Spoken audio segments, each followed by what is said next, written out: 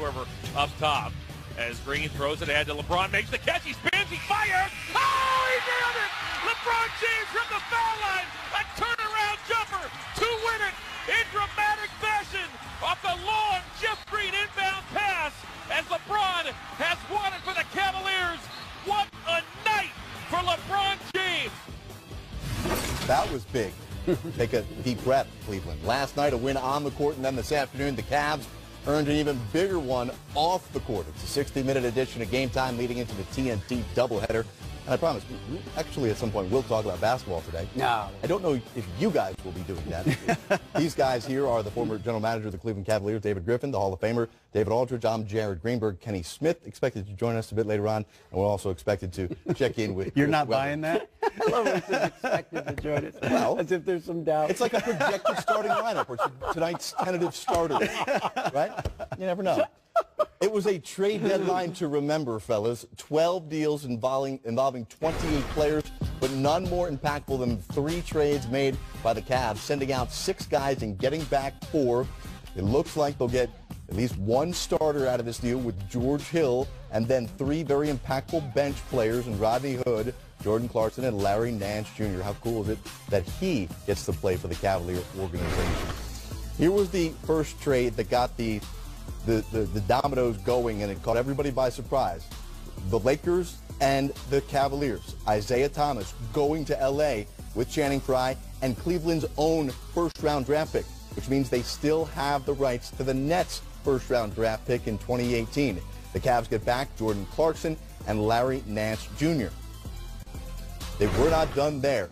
Check out this 3-team deal. Koby Altman, wheeling and dealing. The Cavs get Rodney Hood and George Hill. Hood from Utah, Hill from Sacramento. And now Jay Crowder's out, Derrick Rose is out. So you think about all the guys that the Cavs let go. And, oh, by the way, there was another one. Another one. You thought that Rose, you thought that Isaiah and Wade couldn't play together. As we saw the other night against Houston, they could not play together on the court. Dwayne Wade got sent out to Miami, which we'll get into a bit later on. So the oldest team in the NBA got an injection of youth. However, with that comes a lack of big game experience. So the Cavs roster changed. However, their expectations have not changed, guys. The Cavs traded away nearly 400 total games of playoff basketball, while the 4 guys they have now on the team have totaled less than 100 playoff games, and George Hill is responsible for 83 of those games. All right, let's start here with the former general manager of the Cavaliers, who has been in awe all day. Guys, by the way, thank you for still sticking with us here after 5 consecutive hours of Trade Talk basketball right here on NBA TV. You give up that experience, but you get the youth. You get some other aspects of a game that those 6 guys didn't have. Well, I think what you get is defensive versatility, and the length aspect of that group is really meaningful as well. I think the pieces have a chance to fit together much better now because of the makeup of the roster. Being able to hold on to Kyle Korver, who is such a special floor spacing shooter for them, #1 on their team in plus minus throughout the entire season. He will fit really well with these defensive pieces. The other thing it does, and I think the Larry Nance piece in particular is really, really important here, it enables them to play Nance and Love together in the front court, in addition to Thompson and Love. So Nance and Love will allow for Love to play that spacing 5 role, so it will help them absorb the loss of Channing Frye, because Channing is another guy who is a big part of their key lineups. Right. Yeah, no, look, I think it is a obviously seismic move for the Cavaliers, but I think it does 2 things. #1, they had to reset, and they couldn't just tinker. They had to blow it up. It was not working. It wasn't close to working. They were not good offensively or defensively. And if you've got LeBron, as you know, it's all about getting to the finals. There's nothing else you're trying to do, right? So you can't just be a 7 seed. That's not good enough for a LeBron team. And I think it sends a message, I think, to LeBron James through Dan Gilbert taking on more luxury tax payments going forward, that I'm not out of this yet. I'm not rebuilding. I'm not in rebuild mode. If they were in rebuild mode, he would say, I'm not taking on Jordan Clarkson's contract. not doing it.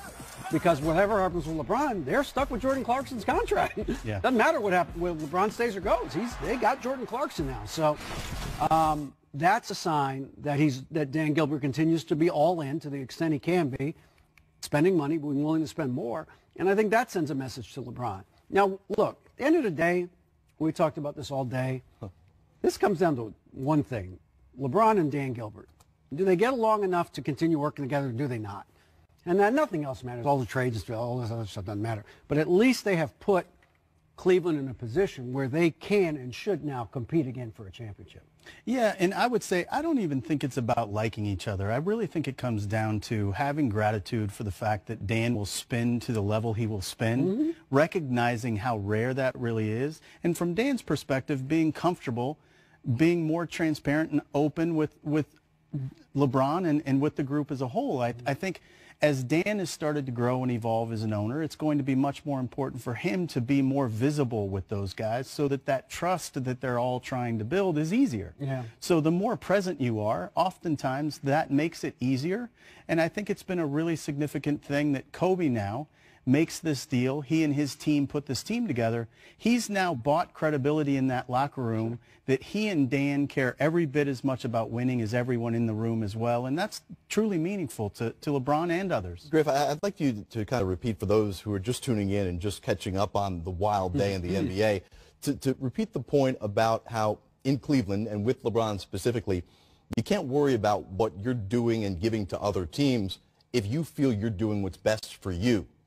Yeah, so Dan Gilbert and Nate Forbes, who was sort of the proxy president of the organization when I was there, he was the owner we dealt with all the time, had a saying in their companies at Quicken Loans, nothing clarifies like clarity. Right. We knew unequivocally we were there to win that championship. That was it. That was the sum total of our goal set was we must win championships. And to that extent, I'm here now. But I think it's really meaningful that you know what you're all about, and you don't have to worry about the other shoe dropping. What happens at the end of the season, you have to worry about, let's build this thing, let's make it a place everyone wants to be, and everyone really starts and ends with LeBron. So trade deadline, as of right now, a huge success for Koby Altman. We go back to the summer when we first started having Jan talking about Koby right fresh on the job, having to trade an all-star point guard in Kyrie Irving and sending him to Boston and getting back Isaiah Thomas, Jake Crowder, and that Nets asset, which Koby is still held onto. But now, Thomas, a member of the Lakers, Crowder, a member of the Jazz. And, D.A., you know, when we look at the numbers, we look at the injury, we say, okay, one thing. Yeah. They couldn't afford to wait much longer, and it seemed like the situation was getting a bit toxic in the locker room. Well, it was. I mean, look, for whatever reason, you know, I used to cover, when I covered Georgetown a long time ago, John Thompson used to say in that big voice, everybody doesn't need to get along with one another, you know, and so you had that in Cleveland for whatever reason, and I don't think it's all that they just didn't like each other. Circumstance, timing, all of those things conspired against LeBron and Kyrie, or LeBron and Isaiah working. It just didn't work for whatever reason. And so you either let that continue and hope for a miracle, which wasn't coming, or you get proactive and you get rid of the situation. Well, they're not trading LeBron, right? So they trade, you know, Isaiah Thomas, and it gives Isaiah Thomas, I think, an opportunity in L.A., and it doesn't matter if he starts or comes off the bench. He's going to play a lot of minutes. Sure. He's going to have the ball in his hands a lot, and it gives him a chance to audition for, if not 30 teams, maybe 10 to 15 teams that will have either the means or the desire to go get him next summer and pay him what he wants to get in free agency. In an atmosphere where success isn't winning a championship. Not now. And that's going to take the pressure off of him and really let him freewheel a little bit more and find himself physically. I think it's a great situation for him. I also think Jay Crowder really benefits from this in Utah because the fit there will be significantly better because he needs more structure in an offense, and Quinn Snyder's the right coach for him, and it's a good fit as a team. All right, well, in addition to Isaiah Thomas and Derrick Rose and others departing, so is Dwayne Wade. Short-lived tenure in Cleveland after a short-lived tenure in Chicago. He's back to Miami where he belongs. Yes. Reunited with Pat Riley playing for the Heat, and he'll do so tomorrow night. It's been a rough year for Dwayne Wade. First starting, then coming off the bench. Basically career lows across the board. Not able to play in back-to-backs. But this is peanut butter and jelly. However, apparently they understand that they need to be separated. And sometimes you just want jelly on toast. Well, you want what's best for your friend. And I don't think anybody would doubt that Dwayne and LeBron legitimately are close friends. They are very close with one another. And so LeBron understands that it's not working here. It's not, again, is it all Dwayne's fault? No, it's just not working. So why not be happy for your friend, not only leaving, but going home? And we said this all day. Dwayne Wade's the most important player in the history of the Miami Heat franchise. With all due respect to LeBron being there and winning championships, and Shaq and Alonzo Mourning, and they've had a lot of great players come through there, Dwayne Wade's the most important guy who ever played for the Miami Heat. And for him to get to finish his career in Miami, I think is a good thing. It rights a wrong. Pat Riley has said to me, we should have maxed him out in 14 after LeBron went to Cleveland. And now they get a chance. Now he's not going to max him out. But he gets a chance to finish his career in Miami.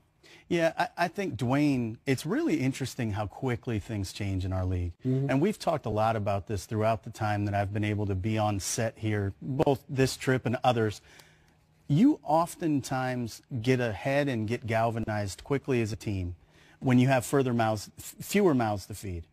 And Dwayne was really thriving in the second unit when they won 18 of 19, when Isaiah wasn't back, when Tristan wasn't back, and there were fewer mouths to feed, and the rotations sort of made themselves. Yeah. That second unit with Korver, Fry, Wade, their Green. Defensive numbers were really good. They were really good. That was not that long ago. So I think Dwayne Wade still has a lot of basketball left in him if you judge it by that. It's just that they had lost the fit of those pieces for some reason. Tomorrow night should be fun. Dwayne Wade, Miami Heat against the Bucks. We come back and talk about the other side of this big deal with the Cavs and the Lakers. What does this set up L.A. to do this summer? Magic Johnson, we hear from him, who apparently is a pretty good poker player.